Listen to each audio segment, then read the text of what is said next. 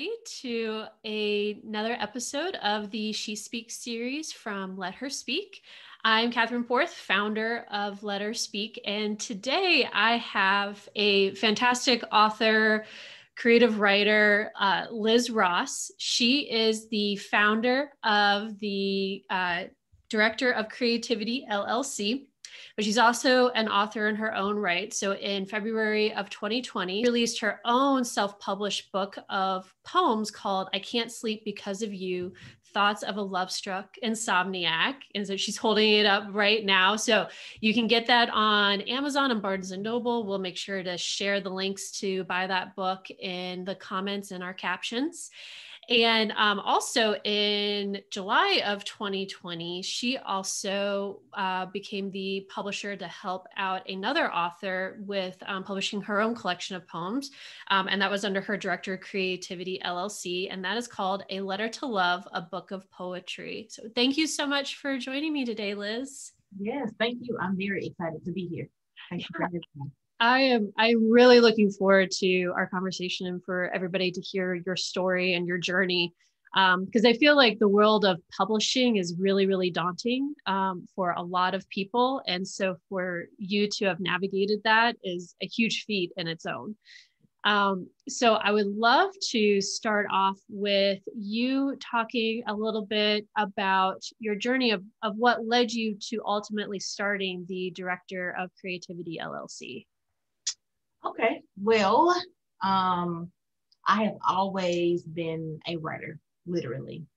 Since I could start writing, I've been interested in first I started out with illustrations, as a kid, and then it turned into poetry and such, and little short stories. And then I just grew even more. Like my English teachers kind of saw this spark in me, and they kind of encouraged me throughout elementary school, middle school, high school, then even into college to kind of hone in on that. And I think this dream kind of just came to me even as a child, that I wanted to be like a best-selling author. And I always felt like, okay, you have to hit it big, you have to be on Oprah's best-selling list or whatever to hit it big. So I always was like, well, I need to get a real job in order to fund this dream. And but I kept writing even still, even if journaling or having little short stories and poetry and such here.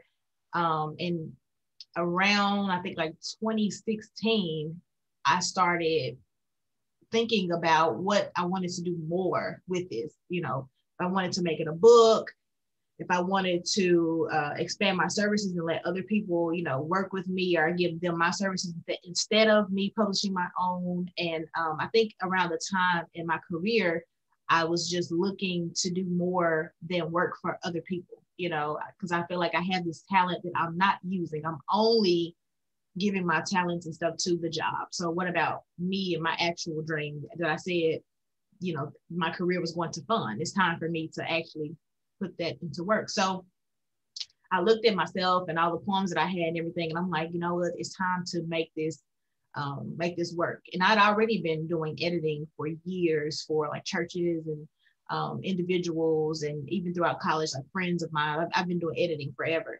And so once I started the process of getting this book together and it came about, I realized, I can help other people too. So the grand goal and grand scheme and grand dream was, I want to be able to not only publish my own books and own stories, but to help other people share their stories by not only editing for them, but also helping them to publish, because I've become active in the writing community on Instagram, and I see a lot of people share resources with one another.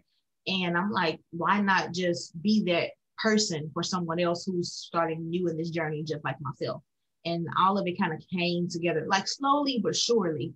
And right after my book came out, that's when Stephanie, who was the author of A Book of Love, immediately contacted me. But I had already been, talking to other folks about little smaller pieces of ebooks and such. But when she approached me with the option to help her with a bigger book, I was like, yeah, I need to just go ahead and legitimize my publishing services. That's incredible. So because I could completely see somebody else having a deep rooted imposter syndrome come up. And they're like, oh, no, no, no, I'm not, I have to make it to X level before I could publish a bigger book. So I think that's incredible that you just said, you know what, we're going to do it because I know I can do it. Yeah.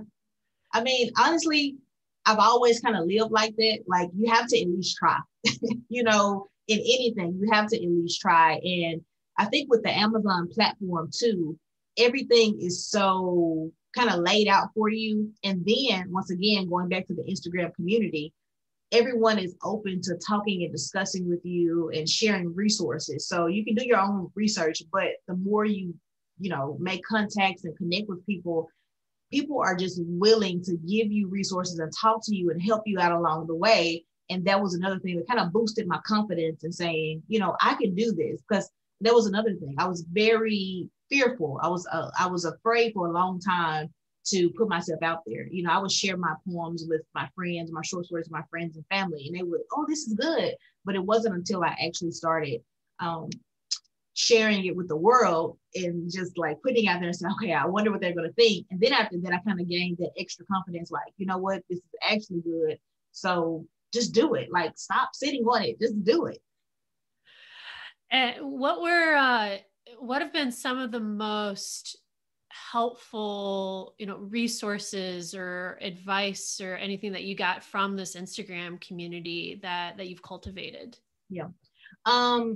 Well, I would say a lot of stuff that we think is impossible, you know, like even coming up with a cover that like people, we can share the places you can go to actually use the tools, because everything seems when you're outside of it, everything seems like I'm going to have to spend thousands and thousands of dollars and I'm going to have to contact this person. And how do I get in contact with them?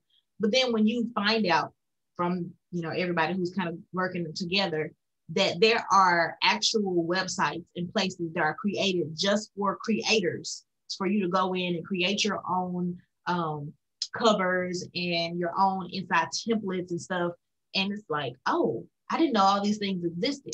But until you, I think, make the step, put your foot in the water, and it's like, I'm gonna try it out and I'm gonna talk to somebody about it, you don't know that those things are actually available to you. But they're actually available. You don't have to go into debt or wait on, I think is the biggest key. You don't have to wait on anybody to sign you to put all the pieces together. And for me, it was, once you have the words, it's like, now it's time to go find out, how do you put the book together and how do you put the cover and what's it supposed to look like? Do you have anybody who do you be your, you know, your beta readers and such like that? But it's actually leaning on people who are in the same position, the same boat as you. So I think that's the biggest advice, was to actually use people who are willing to help you and reach out to them, because they can only either answer you or not. Right. Like, don't be afraid of a no, or don't be afraid of someone not responding. Just ask someone else. Exactly. A no is fine. For one thing, it's nice and definitive, and it tells you, okay, great, I can go on to somebody else. Yeah. And I think the point too is like the words are the hardest part, at least from my perspective, of having those words. And so if you have those words, then the not limiting yourself by the fact that you don't know how to publish should not be the wall that you put up. Yeah, exactly. And I think a lot of people kind of, one of the biggest questions I always get is, where do I start? You know, because people have these grand stories in their head or these grand ideas in their head, and they don't know how to get them on paper. And I'll tell them literally, you have to start writing. You know, don't worry about if it's going to be perfect. Don't worry about, oh, it is not spelled right. Like, that's not your worry. Your biggest concern when you first want to write, I believe, is to get it out of your head. If you dream it, wake up, you know, and start typing it out. Like, literally throughout the day, when things come to me, you know, in my little notepad on my iPhone, you know, whether it's a book title or a scene that just came to my head, I'm writing it down. Or if I have a little notebook, I'm writing it down, because I think people try to see the bigger picture and complete the bigger picture. They're like, oh my goodness, I can't get this book done because I know how I want it to end, but what about all these other pieces? You have to take your time and write it out. write it out. And I think the thing is not worrying about, oh, the grammar is messed up. That's what editors are for. Exactly. You just have to get it out. You know, you just have to, and even that confidence in saying, well, how are people going to feel about it? You'll figure that out later. Get it out first. Yeah, exactly. And honestly, I mean, it's your thoughts and your words. So it's tough to say and it's easier said than done, but who cares what other people it's your Yeah. thoughts, it's your words. Yeah. Yeah, I actually have right here. So this is my notebook that I write all of my ideas down in for like stories or articles or whatever it is. And I always have that one with me too. Yeah. I mean, you have to, especially if you are a creative person and your mind's always going, things are going to always come to you. Like even on my voice memos, like if I'm driving, I can't write, I'll be like voice memos. And then I'm like, okay, let me just say it out loud. And then later on, I can go transcribe it or whatever. But if your mind's always going, if you got something in there, you need to get it out. And I think that's just a good sign that you have something to say. Yeah. Yeah. I completely agree. So going back, so let's reverse a little bit back and go back to the period in your life where you were realizing that essentially what you were doing was a one-way street. You weren't really able to fully share and get out of you what needed to be shared with the world, and instead you were spending all this time giving it to somebody else and it wasn't fully utilizing your abilities. So was there like a pivotal point, or was it a buildup that finally got you to the point where you said, you know what, I am going to jump into doing this on my own because I know this is what I'm supposed to be doing? Oh, that's a tough question because I think it was maybe a mixture of both. You know, like I said, the materials are always been there. The material has always been there, but I think it was for me that level of confidence and that fear that it would not be accepted, and I don't know why. You know what I'm saying? It was self-imposed. It was literally self-imposed. It wasn't anybody telling me you can't do it or you can't make it work or your writing is not going to be well received. It was literally my self-imposition that I was fearful that the world would be like, what are you talking about? And I think between like conversations with my friends and family and I think one of the biggest, maybe the biggest pivotal point, I had a friend, she went to the Navy Reserve and she was in boot camp. And, you know, bored, she would say, can you send me stuff to read? So I was sending her stuff to read and she started sharing it with everybody who's there with her. And she would write back and say, send more. Like we're having powwows about this stuff at night. And they were sitting around and talking about the poetry and they were like, tell her to send more. Like they were very excited. So for me, I'm like, these total strangers, you know what I'm saying? My friend's not a stranger, but these total strangers that are there in boot camp with her, and they are like having conversations. It's making them think about love and life. And I'm like, okay, well, let me put it on Instagram then. After that, that was one of those booster confidence, you know. Then I said, I'm gonna do Instagram and see if I can get an audience of readers. So that started off and it went kind of slow. Like the first year, I'm like, nobody's really following me, like nobody's really interacting. And then when I started learning how that type of stuff works and how you have to use your hashtags and all that stuff and get people to see it. And then it kind of started, you know, kicking off. Folks started commenting like, yes, you know, this, I know you're, you know, you said the right stuff here. And there was another confidence booster. So it was literally kind of gradual, but it was confidence boosters showing me that there's something that I do have to give to the world.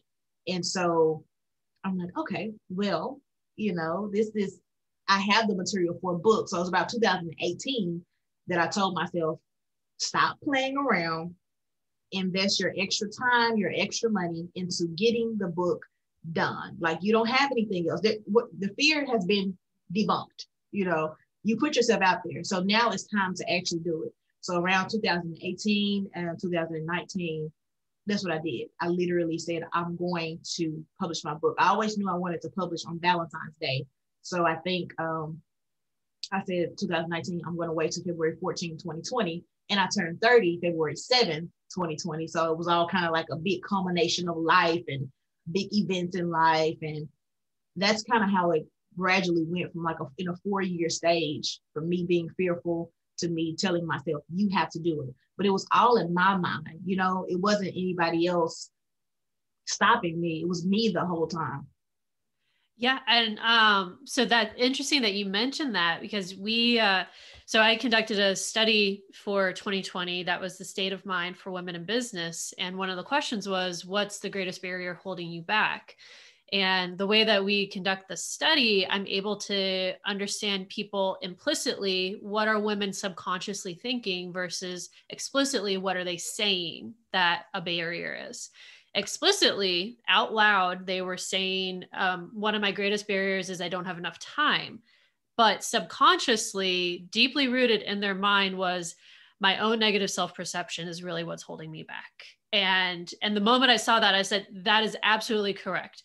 We're even fearful of saying that we're our own limitations. So we'll say something else is our limitation, but subconsciously we all know that for the most part, for many of us, it's our own limiting beliefs is really what's holding us back from anything. And we're afraid to admit it. Like you just said, we're afraid to just even say it out loud. It's like, you know, what the real hindrance is you. Exactly. And it's almost like we're afraid that when we admit it out loud, that we're a failure, or that we're going to give it more power. But really, with it festering inside of us, that's what's giving it its power. Once you fully openly admit it, you release it, and you start saying, like, wait a second, I'm holding my own self back. I need to stop doing that, number one. And just go do it. Yeah. And like I said, even with the just do it, even if the first time is not the best, you try and then try again. Because that's what kind of how I felt. I'm like, I don't know how well this book will be received. I don't know how well it's gonna be received, but I want to do it. And then if it's not well received, I'll do it again. And then I'll do it again. But I love to write. I wanted to be an author since I was 6 years old. I'm going to do it. I'm going to do it on my terms, and hopefully, you know, I get in touch with someone, a big company, and they'll be like, oh my God, you've been out here doing your thing, you know, a self-published author, and we want to come and sign you or whatever. Even if that doesn't happen, it makes me happy that I am living in the goals and my dreams that I've had since I was a little girl. I wanted to be an author, and I'm doing it. Yeah, exactly. And so one thing that I'm wondering too, because obviously writing is extremely, extremely personal, and you're putting yourself and your emotions and your thoughts out there. So, a lot of what, at least I've seen of your writing, is rooted in love. So, I mean, what are the parts that have inspired you the most, that this is a big part of the writing that you're doing right now?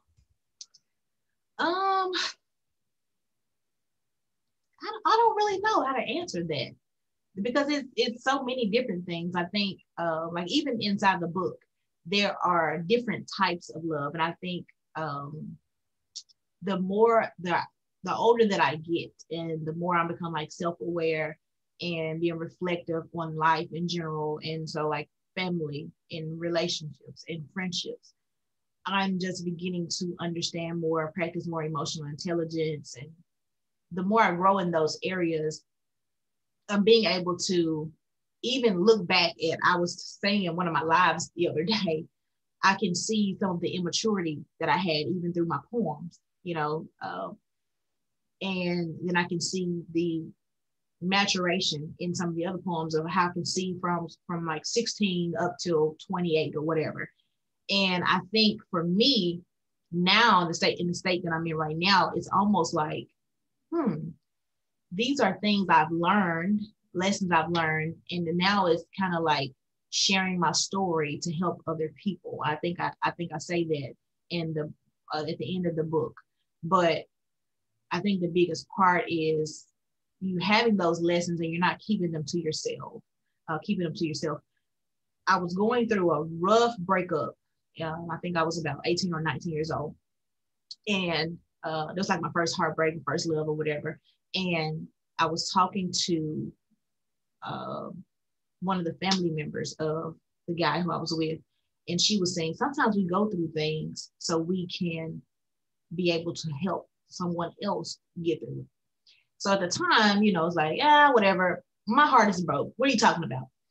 But after this book was published and then getting the feedback that I've gotten, whether you're single, married, male or female, people who've been reading and going through the roller coaster throughout the book, it's almost like there are learning bits in the book that I didn't, you know, this is my life story. So it's not necessarily a learning bit for me, but now going back and listening to the feedback, it's like, oh, these are learning tools for some people, and kind of either helping them steer away from situations or learning how to navigate through situations.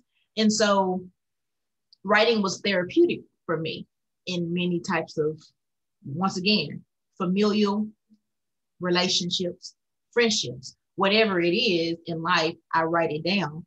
And now I'm looking like I may be able to impart knowledge through the situations that I've gone through, not just doing it for flowery and look at this creative wording I put together, but maybe somebody's taking a message from what I said.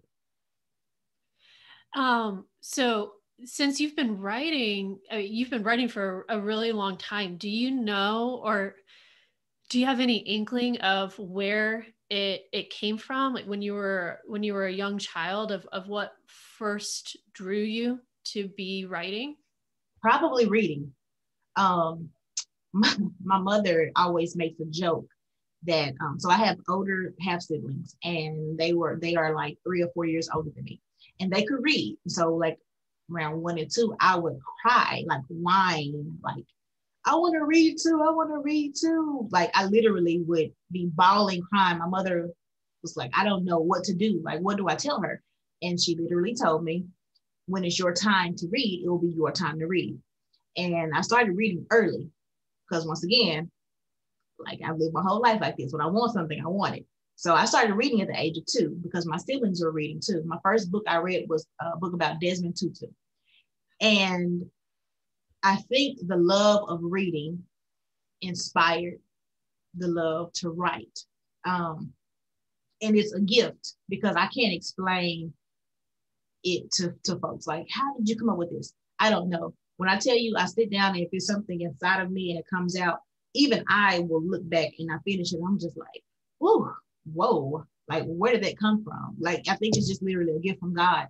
And even like I'm from Tennessee, so we took the TCAP. I would always make 60s on all my writing exams. Like even when I took the ACT, I'd make the highest on the writing part.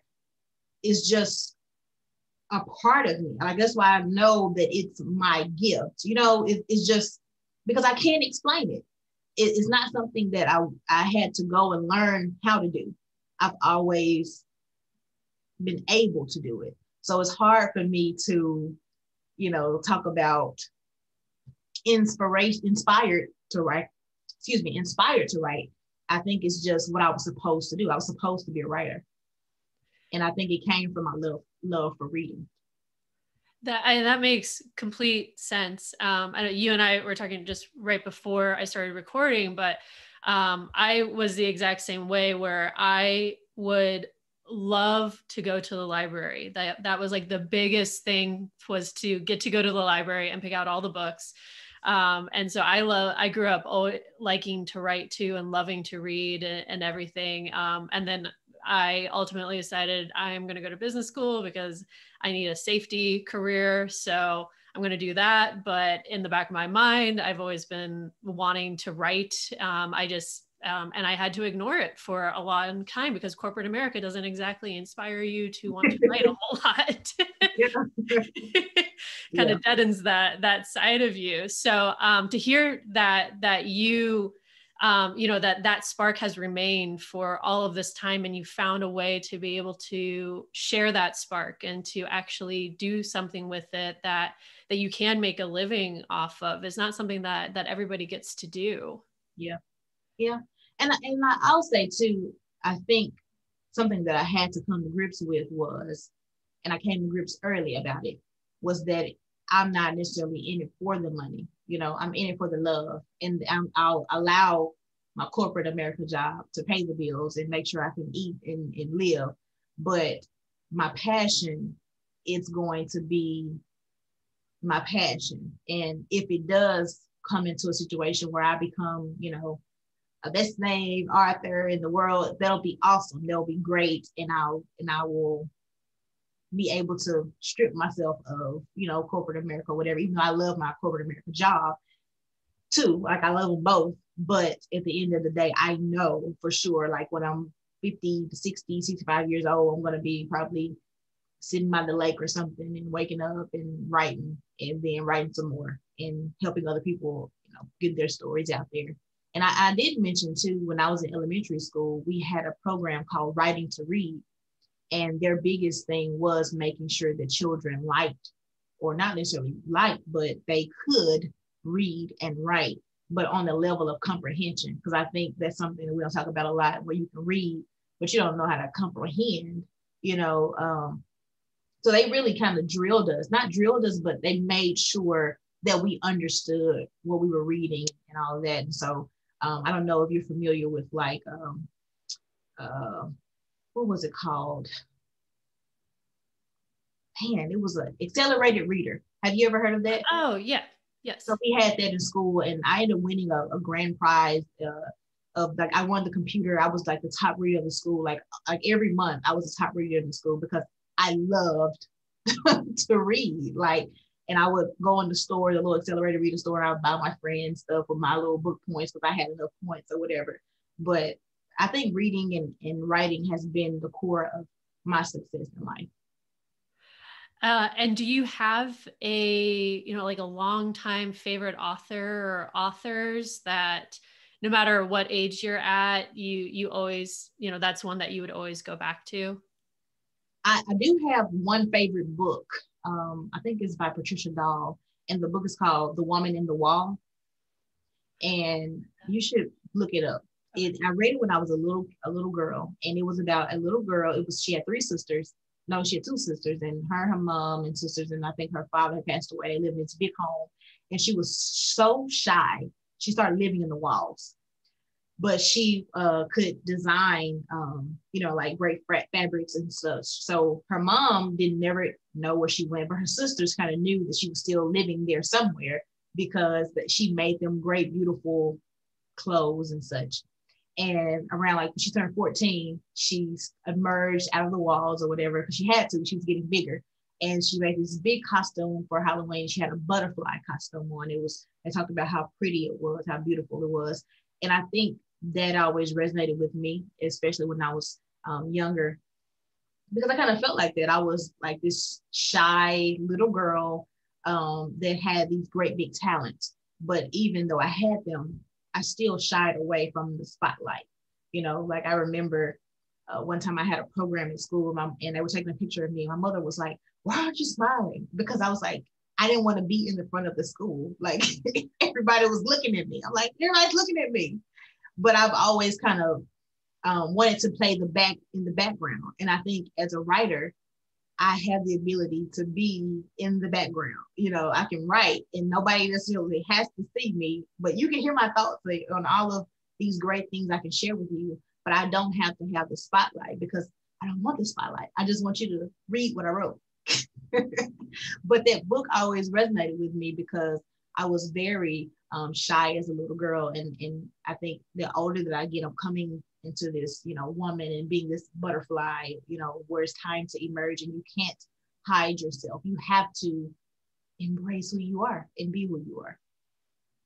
That's beautiful. I'll have to I'll make sure to link that too in our interview so other people can read it, because I love stories like that maybe are written technically for a younger audience, but no matter what age you are, you can go back to it over and over again and either remind yourself of how you felt when you first read it, or you see something new as it applies to your life.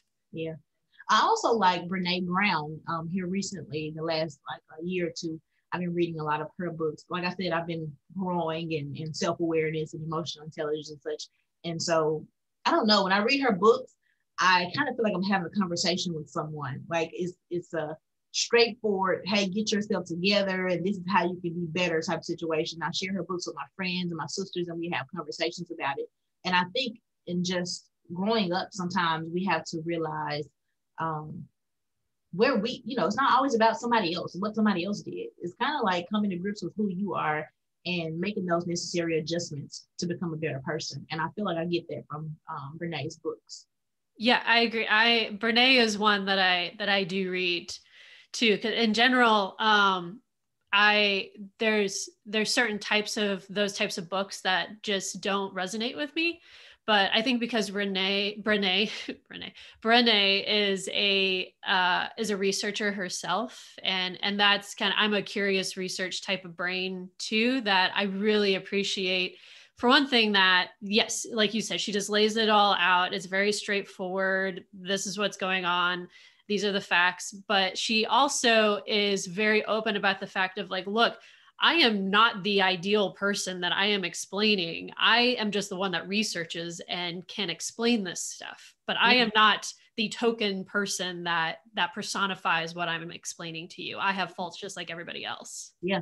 And I think this will make her so personable, and it makes it so relatable, because it's like, here's the information. We're both growing at the same time. Exactly. And who doesn't like someone who's transparent and is going to grow with you and make sure you understand, I'm not perfect. Like you said, I'm not perfect, but here's information we all need. And so I think that's why I love reading her books. Yeah. Yeah. It's definitely more of a, I'm walking alongside you than, hey, I'm up on the top of this mountain. Let me try to help explain to you how to climb up it. Yep. Yeah. Yeah. I agree. And so one question, I know you, I asked this somewhat, and when we did your She Speaks feature post, which was, if you had $1 billion, what would you do? But to take that a little bit further, right now, from where you're looking towards the future, what are you hoping that your legacy will be, the legacy that you leave behind? Oh, that's a good question. The legacy that I leave behind.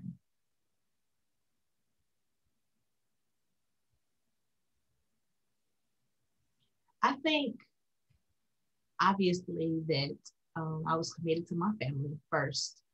And the second part will be when it comes to me as an author and a writer, and even in my profession, that I did everything with excellence, and folks can learn from whatever, whether this is the only book I write or there are multiple books that come behind it.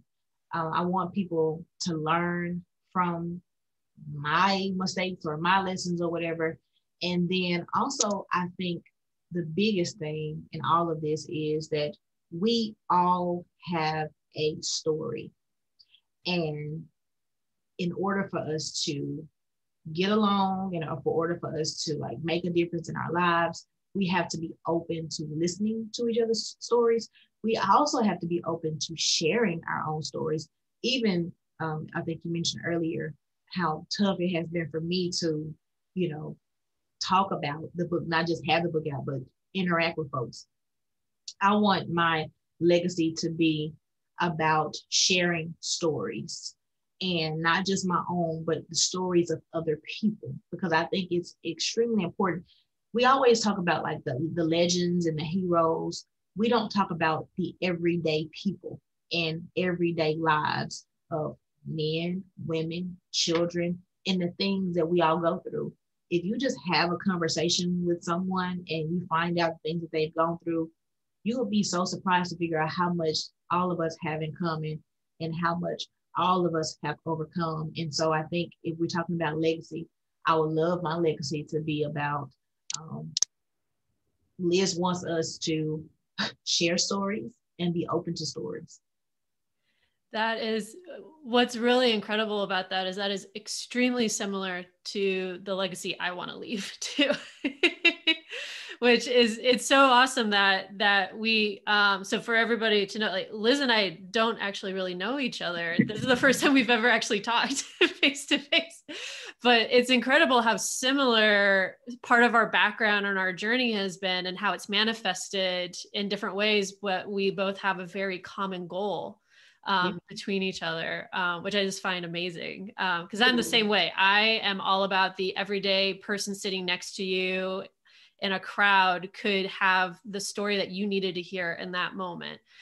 It might not be this, huge figurehead that everybody talks about, that you feel like that is something completely unattainable to me, and I don't even want that.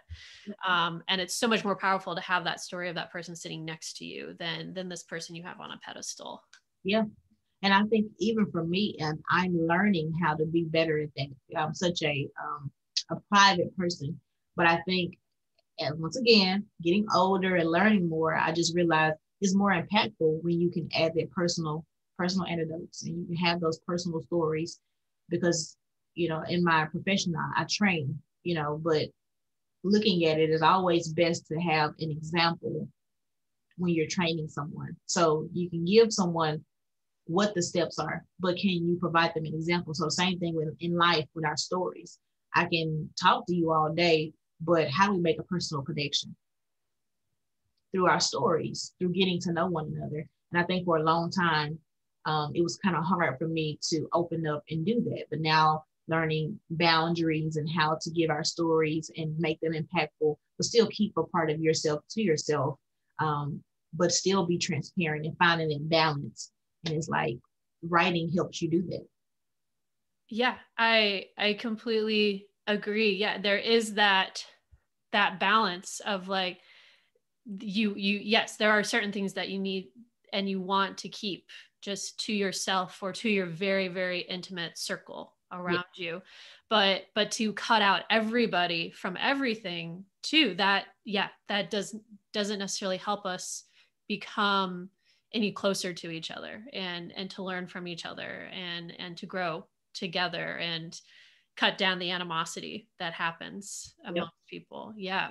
One question I wanted to ask you too, so there's one book that when I was graduating high school, I had this idea for a novel that I still have. It will probably be the thing that I'm going to be like Grandma Moses, where like I finally write this novel when I'm like 80 is probably what's going to happen. But there was a book that was given to me called Bird by Bird. Okay. That I don't know if you're familiar with it at all, but in talking about some of the things of like just starting and just doing it and not being weighed down by the big picture of everything that you think it all needs to look like and all the pieces that have to fall into place for you to even step out in that first step. Bird by Bird was one of those books that really helped. It was geared towards writers, but really it's for everything. She talks about building a story by looking at this canvas of what the story is going to be in a 1 inch by 1 inch frame, and you build it bird by bird, inch by inch. And so your whole story and everything you've been talking about really resonated and reminded me of that book. So I was curious if you had read it or I've never read it. I would definitely check it out though, and I think that's something that I'll be able to share with other writers or people who are looking to become a writer. I'll read it myself, but definitely share with other people, because I think that's one of the, like I said, that's the biggest question that I get. Where do I start? So I'll look into that. Yeah. It's an interesting coincidence that everything that you were saying runs parallel and similar to this book. So I feel like you could just write a book about that too, an updated version of in this modern era, because that was written before self-publishing was really a thing. Yeah. So if I remember right, some of the things she was talking about was like, just getting through the point of writing this book, but then there is that whole element of publishing. So now you have this self-publishing element of you can get yourself out there, which is awesome. And it's a great way to get so many more stories out there besides just what goes through the publishers. Exactly. Yeah. Because people have stories to tell. Exactly. And every story, there's at least one person that's going to connect with it. And so that's one thing I always say too, when I'm asking women to contribute their stories to the She Speaks series, and they say, well, I haven't really, I'm just starting out, or I haven't really done anything yet. And I always come back and say, you have a story that is going to resonate with somebody, and it's going to connect and inspire somebody. And that's all you really need, is a voice and a vision. Yeah. Yeah, I agree. Even at work, I'm doing this a story series at work.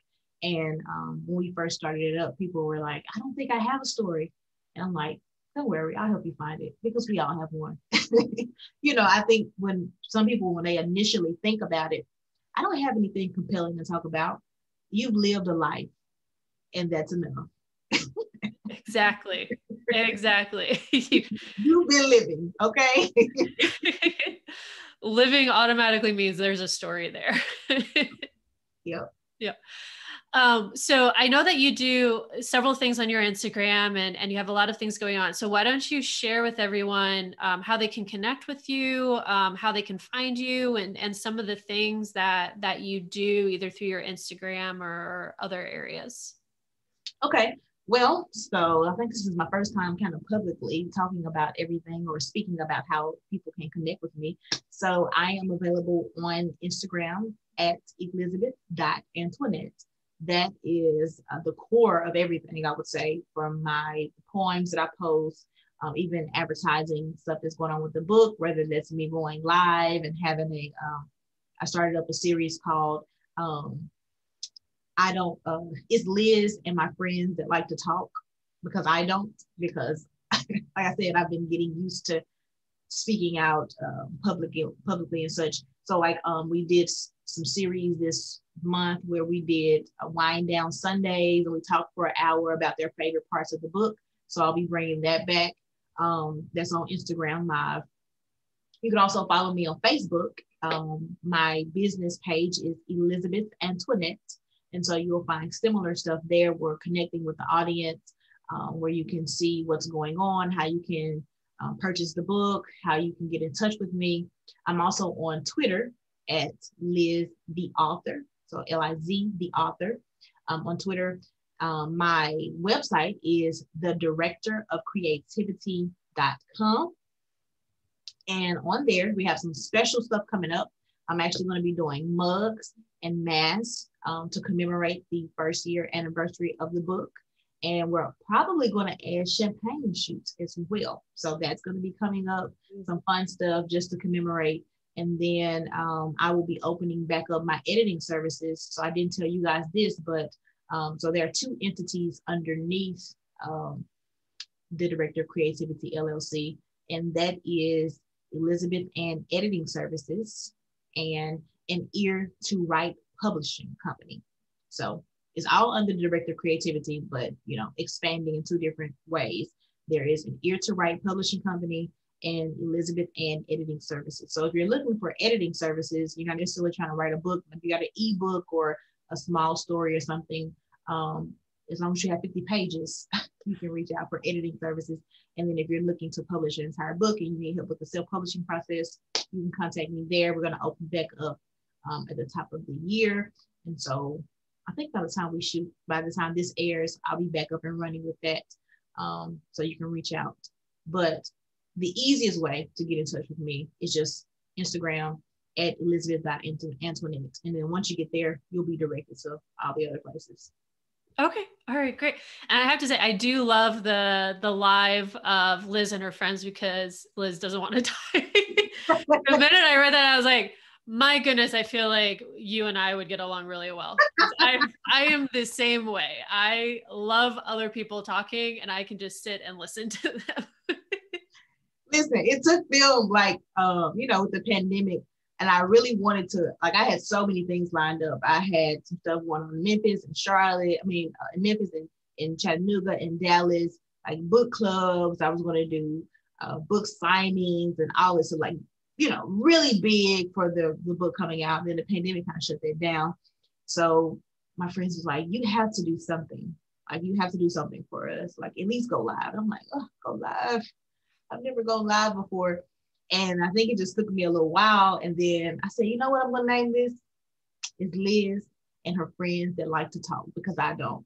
And I got my most chatty friends to be the first couple of guests, because I knew they would be ready, because they're always like bubbly, and just anytime I talk to them, I know they're going to carry the conversation. And so I got them to kind of start it up.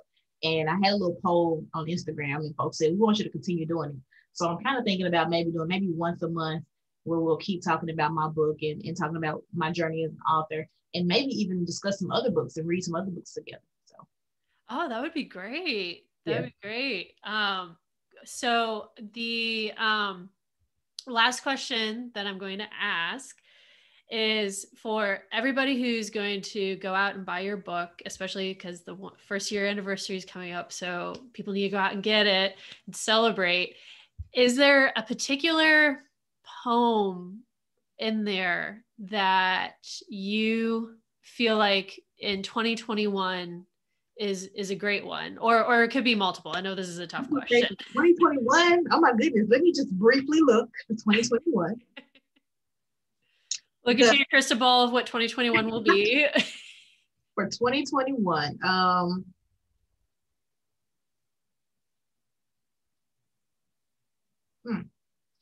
Maybe so. I didn't tell you guys, but in the book, there are multiple sections about love, the Greek words for love, and then there are also sectioned off by I Can't Sleep Because of You series, like 1, 2, 3, and 4. So I think for 2021, the poem that I will tell everybody to be on the lookout for is The Rose That Grew from Concrete.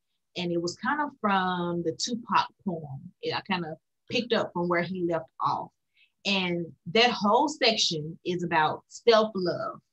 You know, we talked about romance and friendship and family and such, but that section there was dedicated to just coming into your own. That's why I made it the last section. Is after you worry about love for everybody else and giving yourself to others, I think there is a time where you have to say, but what about me? And you have to put yourself first, and you have to tend to your needs. Like folks always say, you cannot pour from an empty cup.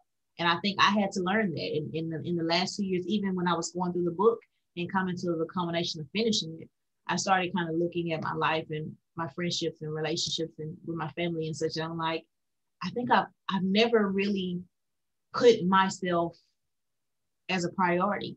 And I was like, I think I want to start doing that. I want to start making myself a priority. So I think talking about 2021, if folks will tune into The Rose That Grew from Concrete, and I think the message that they'll get from that is no matter what you go through, no matter what struggles you go through, no matter the opposition that you may feel that you receive from others, or whether it's internal or external, at the end of the day, you still have everything you need to be successful. You know, you have everything that you need. You are wonderful and you are unique. You are beautiful. You are handsome. If you're a male, whatever, you need to embrace who you are and be who you are, no matter your circumstances, and everything's going to be fine. Even when it seems like it's not, you can still make it through. That is a beautiful note to end on. But thank you so much. So everybody, when you get Liz's book, make sure that you turn to, we'll read all of it, obviously, but turn to pages 173. 173, The Rose That Grew from Concrete. Thank you so much, Liz, for sharing your story, your time, your insight, everything. And I am so looking forward to not only being able to fully read your book, but also to see everything that you do, the works that you published, either your own works or other people's stories. Thank you so much for having me. I've really enjoyed this conversation.